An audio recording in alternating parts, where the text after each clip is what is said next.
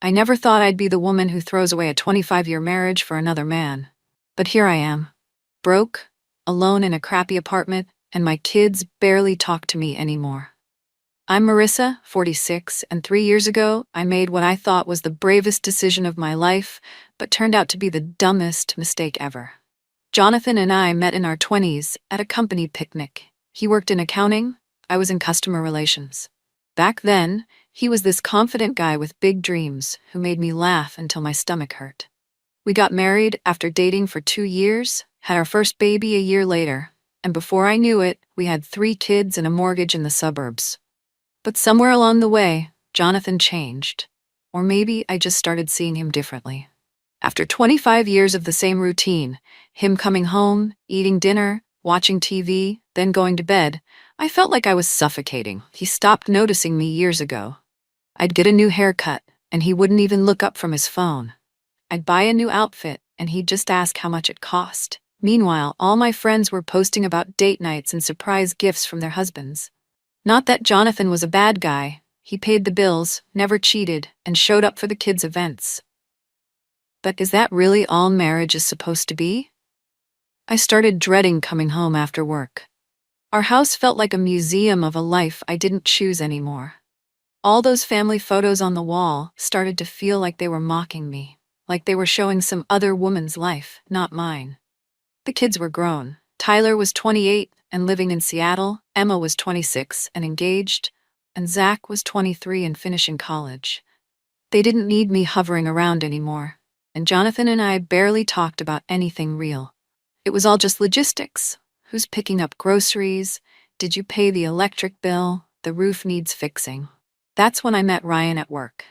He transferred to our department from the main office, and right away, there was this energy between us. He'd stop by my desk to ask questions he definitely knew the answers to. He'd bring me coffee without asking, and remember exactly how I liked it. We started eating lunch together, and for the first time in forever, someone was actually listening to me. Ryan would look me in the eyes when I talked, not glance at his watch or phone like Jonathan always did. I told myself we were just friends, but deep down, I knew it was more. Ryan made me feel alive again, like I was desirable, interesting, worth paying attention to. He'd text me these sweet messages during the day, asking how my meeting went, or sending me a funny meme that reminded him of something I'd said. When was the last time Jonathan had done anything like that? I honestly couldn't remember. I started making more effort with my appearance, buying new clothes, getting my hair done regularly, even losing those stubborn 15 pounds I'd been complaining about for years. Jonathan barely noticed, just commented once that the credit card bill was higher than usual. But Ryan noticed everything. He'd compliment my earrings, or say my hair looked pretty when I wore it down. Simple things that shouldn't have meant so much but did, because I was so starved for that kind of attention. I started making excuses to work late, just so Ryan and I could talk without coworkers around. We'd sit in the break room after everyone left, and I'd tell him things I hadn't told anyone in years.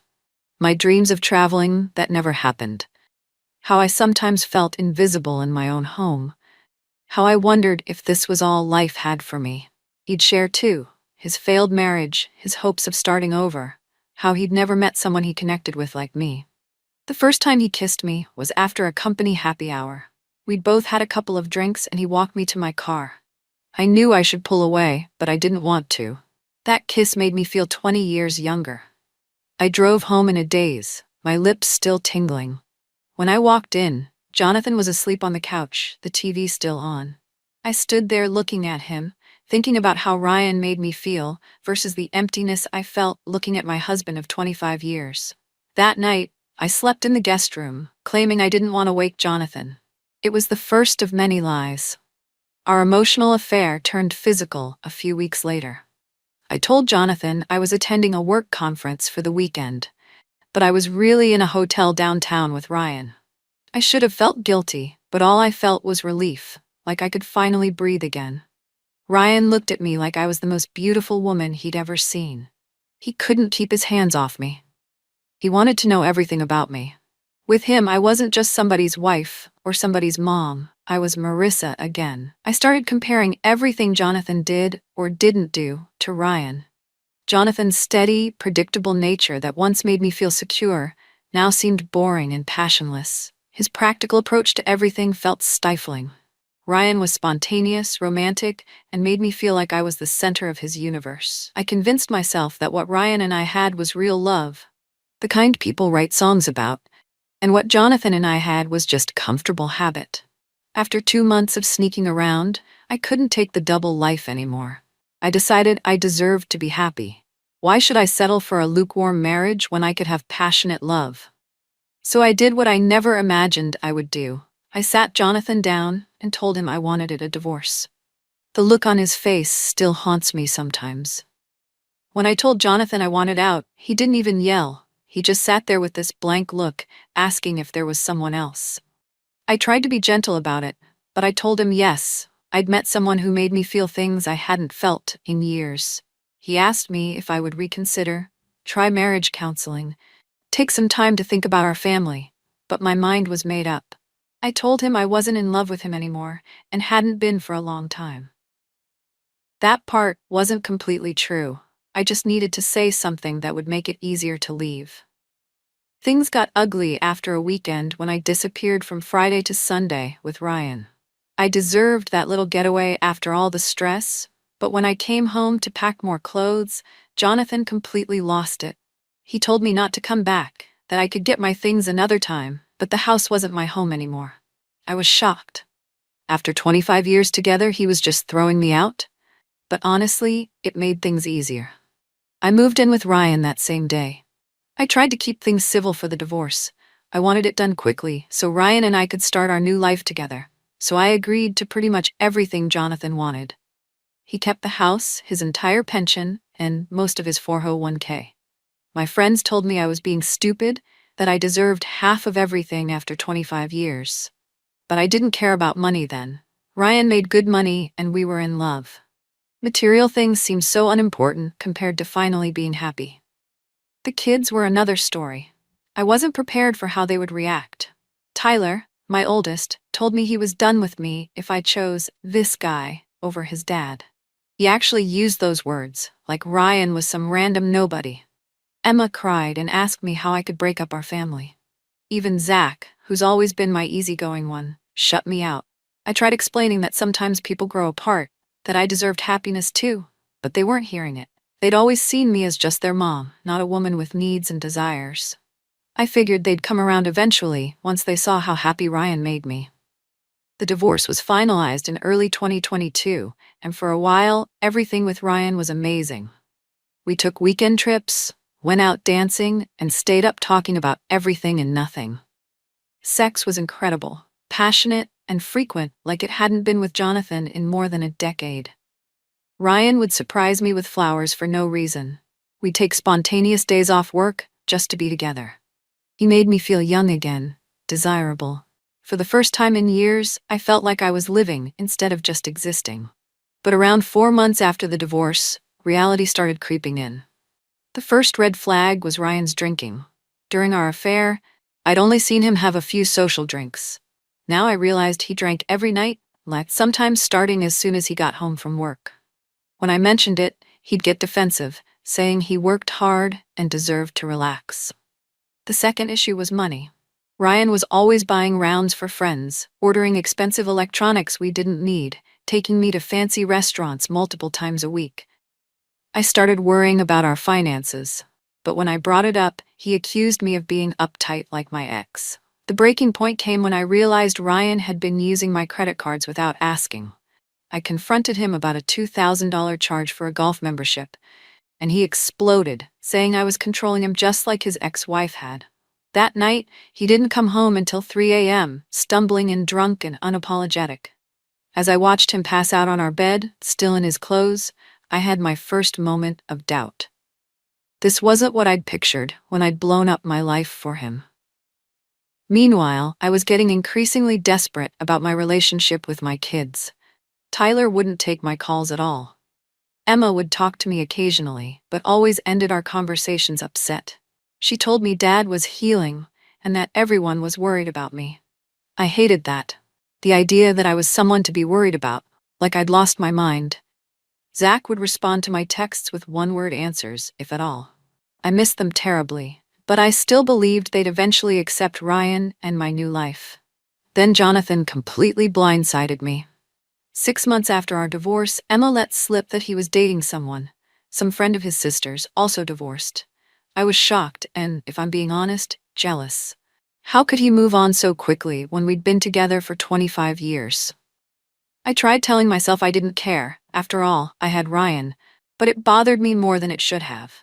I kept picturing this woman in my house, using my kitchen, sleeping in what used to be my bed. The real blow came when Tyler got engaged and I found out through Facebook, not even a phone call. When I called to congratulate him, he told me bluntly that I wasn't invited to the wedding. I was devastated. I called Jonathan, begging him to talk to our son, to make him understand that I was still his mother. Jonathan just said, "This is between you and Tyler. You made your choice, Marissa." Then he hung up. I cried for days, but Ryan had little sympathy. He said my kids were adults being manipulated by their father, and I should just give them time. That's when things really started falling apart with Ryan. His drinking got worse. He totaled my car, driving home drunk from a golf outing with his buddies. Then I discovered he'd been dipping into my 401k money to cover his own credit card debt. When I confronted him, he promised to pay me back, swore he'd cut back on drinking, said he'd get help. I wanted to believe him because the alternative, admitting I'd made a catastrophic mistake, was too painful to face. But promises don't mean much from someone who can't even remember making them the next morning. Ryan's behavior became more erratic. He'd be loving one minute and cruel the next. My dream man was turning into a nightmare, and I had nowhere to turn. My friends from my married life had mostly sided with Jonathan. My kids barely spoke to me. I was working extra hours to cover our expenses since Ryan had been between jobs for 3 months. One night, after Ryan passed out on the couch, I sat alone in our small apartment bathroom and finally admitted the truth to myself. I had destroyed everything good in my life for a fantasy. The passionate, attentive man I'd fallen for didn't really exist. Or maybe he did, but only for as long as it took to lure me away from my family. Either way, I was trapped in a relationship with an alcoholic who was bleeding me dry financially and emotionally. In desperation, I called Jonathan. It had been over a year since the divorce. I thought maybe time had softened his anger. I told him I'd made a terrible mistake and asked if I could come home. The silence on the other end of the line should have prepared me for what came next, but it didn't. Jonathan unleashed 25 years of built-up rage. He told me exactly what he thought of me as a person, as a wife, as a mother. He said the house was no longer my home and never would be again. He told me to never contact him again. Then he hung up. I stayed with Ryan for another 6 months after that call, paralyzed by shame and the fear of being alone. But when he spent the last of my savings on a gambling trip with his friends, something in me finally snapped. I packed my things while he was at work and left. Now I'm living in a dingy one-bedroom apartment, driving a used car that breaks down weekly, and working a job I'm overqualified for just to make rent. My life has become unrecognizable. Last week, Emma told me that Tyler and his wife are expecting a baby. I should be excited about becoming a grandmother, but all I feel is grief, knowing I probably won't be allowed to meet my own grandchild. I heard through mutual friends that Jonathan and his girlfriend are planning a trip to Hawaii this summer, the trip he and I had always talked about taking once Zach finished college. Some days I tell myself it's not fair, that a mistake, even a huge one, shouldn't cost someone everything. That my kids should forgive me because I'm their mother. That Jonathan should have fought harder for our marriage. But in my honest moments, usually late at night when I can't sleep, I know the truth. I didn't just make a mistake. I made a choice, over and over again, day after day. I chose excitement over commitment, fantasy over reality, selfishness over family. And now I'm living with the consequences. Maybe someday my kids will forgive me. Maybe someday I'll forgive myself. But for now, all I can do is wake up each day in my empty apartment, go to my meaningless job, and wonder how I could have thrown away 25 years of love for something that turned out to be nothing but smoke and mirrors. I find myself staring at old family photos a lot these days. There's one from Zach's high school graduation that I keep on my nightstand. We're all smiling, me, Jonathan, and the kids. We looked so happy. Were we really? Or was I already restless, already looking for an escape? I can't even remember anymore. The past has become a blur of contradictions. Was my marriage as empty as I convinced myself it was when I met Ryan? Or did I rewrite history to justify what I wanted to do? My therapist, yes, I finally started seeing one, says I was having a midlife crisis, that I was afraid of growing older, afraid of never feeling passion again, afraid of disappearing into the background of my own life. She's probably right, but knowing why I did what I did doesn't fix anything. Understanding doesn't bring my family back. Last month, I ran into Jonathan at the grocery store, 3 years after our divorce, and my heart still jumped when I saw him. He looked good, better than I remembered. He'd lost weight, gotten a new haircut. He was with her, Diane, his girlfriend. They were laughing about something when they turned down my aisle. The moment he saw me, his face changed. Not anger anymore, just nothing, like I was a stranger. He nodded politely and guided Diane in the other direction. She looked back with curiosity. I wonder what he's told her about me. Probably everything. Probably the truth. Emma's wedding is next month. She invited me, which feels like more than I deserve. She made it clear that I'd be seated separately from the family, that I shouldn't bring a date, that I shouldn't expect to be in many photos. I agreed to all her terms immediately. I'd stand in the parking lot and watch through a window if that's what it took to see my daughter get married. Tyler won't talk to me at the wedding, she warned, and I'll only see Zach at the reception. Jonathan will be there with Diane. I'll be alone. It's going to be awkward and painful and probably humiliating, but I'll be there with a smile on my face, because what other choice do I have? Sometimes when I can't sleep, I play this game where I imagine what my life would be like if I'd never met Ryan. If I'd talked to Jonathan about feeling unseen instead of looking for validation elsewhere.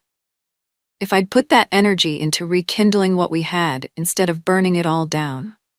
I'd still be in my home. I'd be helping Emma plan her wedding.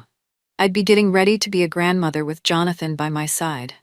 I'd have a financial future instead of being one car repair away from total disaster. I'd have my dignity. I'd have my family's respect. My mom used to say the grass is greener where you water it. I didn't understand that until it was too late. I was so sure the problem was Jonathan, our marriage, our life. I convinced myself that Ryan was the solution when he was really just an escape. I didn't water my own grass. I jumped the fence for someone else's, only to discover it was actually just dead weeds painted green. Ryan texted me last week. Said he misses me, that he's getting help for his drinking, that he wants me back. I deleted the message without responding. Some lessons you only need to learn once.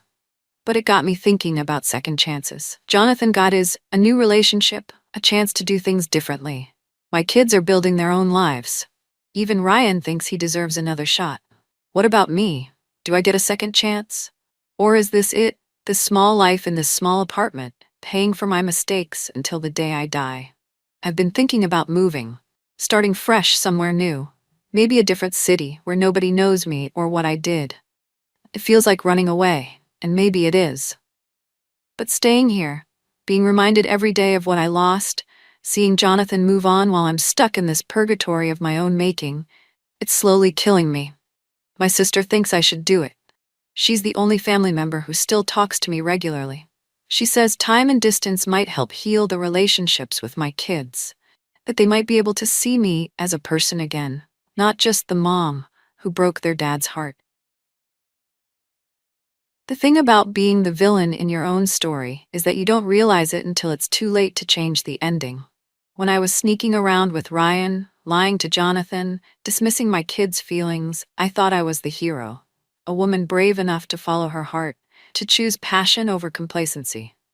It's only now, alone with the consequences, that I see the truth.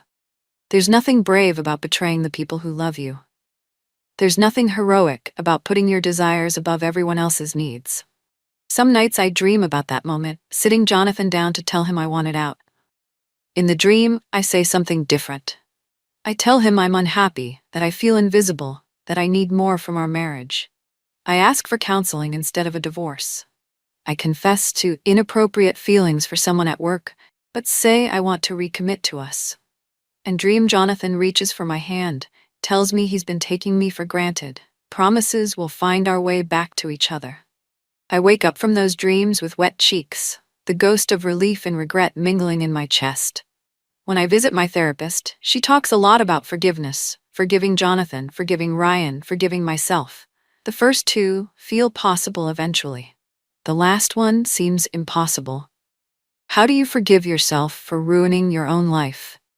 For hurting the people you were supposed to protect?